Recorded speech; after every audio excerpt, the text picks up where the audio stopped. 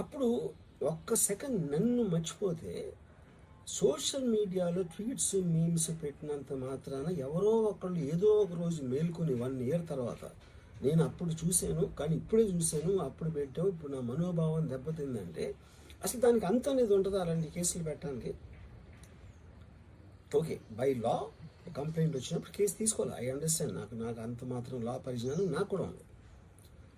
కానీ అది మీరు సీరియస్గా తీసుకుంటే ఒక యూనిఫామ్ డిస్పారిటీ లేకుండా, డిస్క్రిమినేషన్ లేకుండా మీరు అందరినీ సీరియస్గా తీసుకుంటే ఒక అంటే మొత్తం సోషల్ మీడియా మొత్తం జైల్లో ఉంటుంది అట్లీస్ట్ 80 to 90%. ఎందుకంటే సోషల్ మీడియాకి వచ్చేదే దానికోసం, ఎవరైనా సరే వచ్చేది ఫైనల్గా.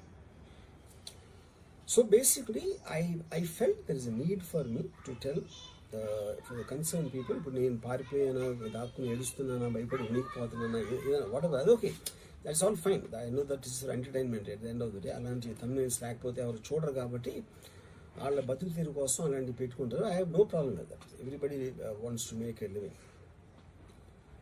But on the larger picture I want to say this one thing lastly నేను చెప్పేది అంటే ఒక్కటే అందరూ అర్థం చేసుకోవాల్సింది, ఇది సోషల్ మీడియా ప్రాబ్లం, నా ఒక్క ప్రాబ్లం కాదు.